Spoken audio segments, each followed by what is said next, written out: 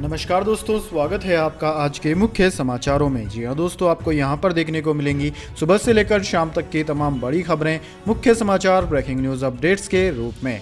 तो दोस्तों, आप सभी लोगों से रिक्वेस्ट है इस वीडियो को ज़्यादा से ज़्यादा लाइक और शेयर करें। तो चलिए दोस्तों, जान लेते हैं आज की पहली बड़ी खबर। प्रधानमंत्री नरेंद्र मोदी बोले, भारत की स्टील इंडस्ट्री अब दुनिया की सबसे बड़ी।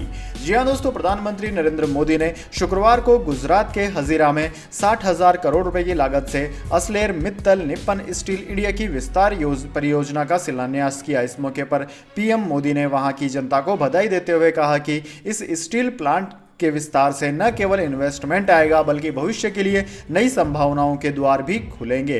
प्रधानमंत्री मोदी ने कहा कि 60,000 करोड़ रुपए से ज्यादा का निवेश गुजरात और देश के युवाओं के लिए रोजगार के अनेक अवसर बनाएगा। आज दुनिया हमारी तरफ बहुत उम्मीद से देख रही है।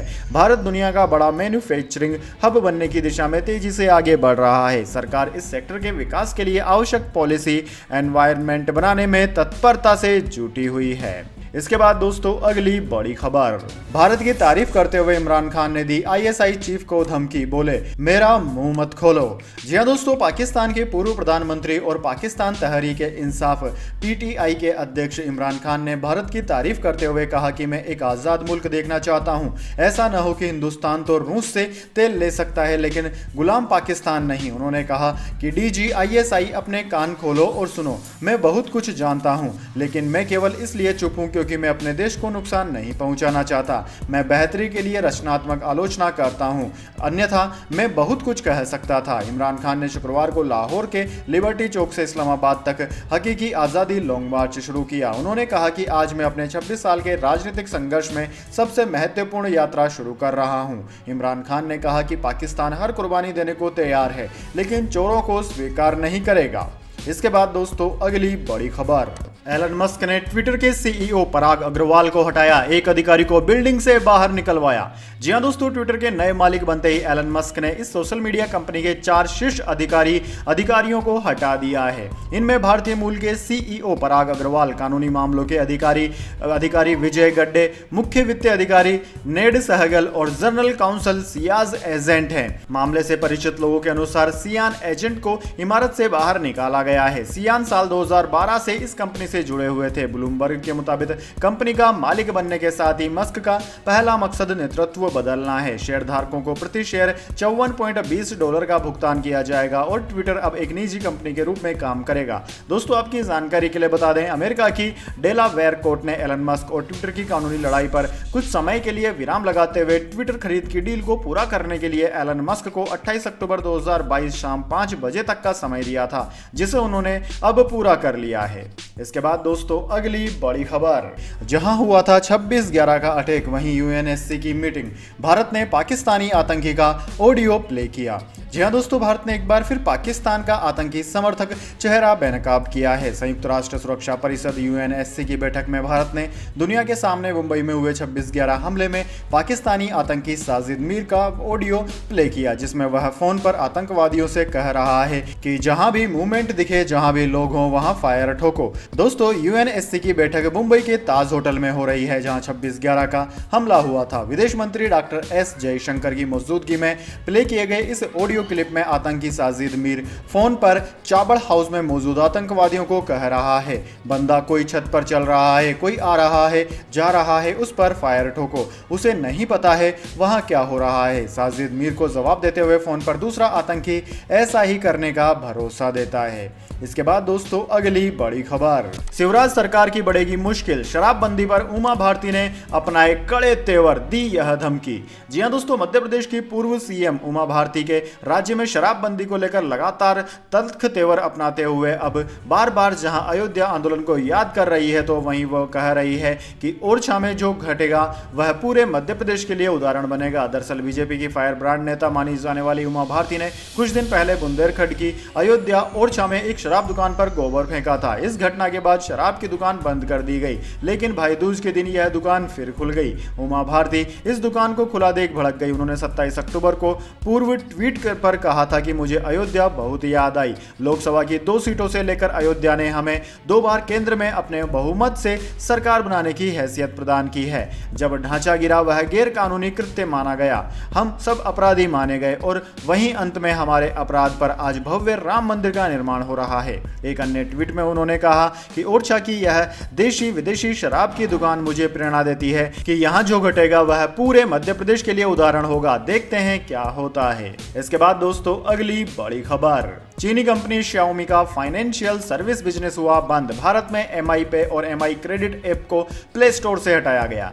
जी हां दोस्तों, चाइनीज स्मार्टफोन मेकर Xiaomi ने लॉन्च के 4 साल बाद भारत में अपना फाइनेंशियल सर्विसेज बिजनेस बंद कर दिया है। Xiaomi इंडिया के प्रवक्ता ने शुक्रवार को इसकी जानकारी दी। उन्होंने कहा कि एनुअल स्ट्रेटेजिक असेसमेंट एक्टिविटी के हिस्से के रूप में और हमारे कोर बिजनेस सर्विसेज पर फोकस करने के लिए हमने MI फाइनेंशियल सर्विसेज को बंद कर दिया है। कंपनी के MI पे ऐप से यूजर्स को बिल पेमेंट और फंड ट्रांसफर की सुविधा मिलती थी। अब national payment corporation of India NPCI की वेबसाइट पर third party unified payments interface app की लिस्ट से इसे हटा दिया गया है। Xiaomi ने यूजर्स को क्विक लॉस के लिए लेंडिंग फर्म्स के साथ जोड़ने वाले अपने ऐप MI क्रेडिट और MI पे दोनों को लोकल प्ले स्टोर और अपने ऐप स्टोर से हटा लिया है। इसके बाद दोस्तों अगली बड़ी खबर, पूर्व सीएम शंकर सिंह बाघेल के बेटे कांग्रेस में शामिल। कहा मैंने बीजेपी ज्वाइन की थी लेकिन वो मुझे अच्छी नहीं लगी। जी हां दोस्तों, गुजरात के दिग्गज राजनेता और पूर्व सीएम शंकर सिंह बाघेल के बेटे महेंद्र सिंह बाघेल शुक्रवार को पार्टी नेताओं की मौजूदगी में कांग्रेस में शामिल हो गए। 2017 के विधानसभा चुनाव से पहले महेंद्र सिंह बाघेल, जो उस समय बयाद के विधायक थे, उन्होंने पिता के साथ पार्टी छोड़ दी थी। गुजरात प्रदेश कांग्रेस कमेटी के अध्यक्ष जगदीश ठाकुर ने स्टेट यूनिट के कार्यालय में महेंद्र सिंह बाघेल का पार्टी में स्वागत किया। मीडिया को संबोधित करते हुए महेंद्र सिंह बाघेल ने कहा कि मैं नफरत की राजनीति के खिलाफ लड़ना चाहता हूं। मैं कभी भी भाजपा में सहज नहीं था, हालांकि मैं भाजपा में शामिल हो गया था। पिछले 5 वर्षों में मैंने कभी भी पार्टी के किसी भी कार्यक्रम में भाग नहीं लिया। अब मैं कांग्रेस में वापस आ गया हूं और पार्टी के लिए काम करूंगा। इसके बाद दोस्तों अगली बड़ी खबर, छठ पूजा 2022, छठ पर दिल्ली में रहेगा ड्राई डे। यमुना में झाग से टेंशन में LG, सीएम केजरीवाल को लिखी चिट्ठी।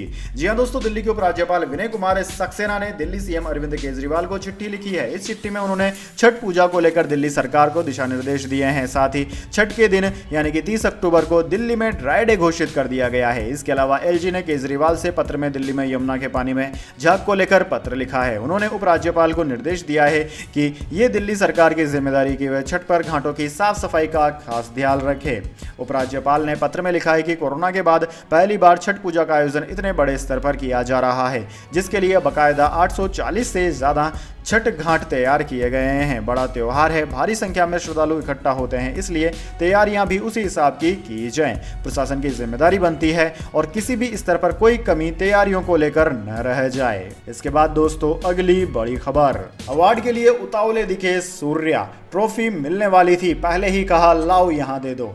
जी हां दोस्तों, T20 वर्ल्ड कप में गुरुवार को भारत ने नीदरलैंड के खिलाफ शानदार जीत हासिल की। रोहित शर्मा, विराट कोहली और सूर्य कुमार यादव ने अर्धशतक जमाए। इस जीत के साथ टीम इंडिया ग्रुप 2 में पहले पायदान पर आ गई है। अब उसके लिए सेमीफाइनल की राह ज्यादा आसान हो गई है। सूर्या ने 207 के स्ट्राइक रेट से 25 गेंदों में 51 रन की धमाकेदार पारी खेली। उन्हें प्लेयर ऑफ द मैच का अवार्ड मिला। अवार्ड लेने से पहले सूर्या उतावले दिखे। दरअसल जब इसका ऐलान हुआ तो मजाक में ही सही सूर्या ने प्रेजेंटर से कहा कि लाओ भैया दे दो। इसका वीडियो जमकर वायरल हो रहा है। दोस्तों अवार्ड सेरेमनी में यादव ने कहा कि जब मैं विकेट पर पहुंचा तो हालात बेहतर थे, हमारा फोकस सिर्फ रन बटोरने पर था। इसका फायदा यह होता है कि हमारे बॉलर्स उसे आसानी से डिफेंड कर सकते हैं। जहां तक विराट के साथ बैटिंग का सवाल है तो यह साफ है कि हमारी ट्यूनिंग बहुत अच्छी है, उसके साथ बैटिंग का मजा ही कुछ और है। हम दोनों के बीच कम्युनिकेशन भी शानदार है, लिहाजा चीजें आसान हो जाती है। इसके बाद दोस्तों अगली बड़ी खबर, तेजी में बंद हुआ शेयर बाजार। सेंसेक्स 203 अंक बढ़कर 59,950 पर बंद हुआ। निफ्टी 50 अंक चढ़ा। मारुति और रिलायंस टॉप गेनर रहे। जी हां दोस्तों, ग्लोबल मार्केट से मिले पॉजिटिव संकेतों से शेयर बाजार में हफ्ते के 5वें और आखिरी कारोबारी दिन यानी कि शुक्रवार को तेजी देखने को मिली। सेंसेक्स 203 अंकों की तेजी के साथ 59,959 के स्तर पर बंद हुआ। निफ्टी 50 अंक बढ़कर 17,786 के स्तर पर पहुंच गया। सेंसेक्स के 30 में से 20 शेयरों में तेजी देखने को मिली, वहीं 10 शेयरों में गिरावट रही। Maruti, Reliance, Apollo Hospital, NTPC, Hero MotoCorp, Power Grid, Mahindra and Mahindra, ONGC, Coal India समेत 30 शेयर्स निफ्टी 50 के गेनर्स रहे। Tech Mahindra, Tata Steel, Sun Pharma, Grasim, Divi's Lab, Hindalco, ICICI Bank, JSW Steel समेत 19 शेयर्स निफ्टी के लूजर रहे। वहीं दोस्तों निफ्टी 50 के एक शेयर में कोई बदलाव नहीं हुआ।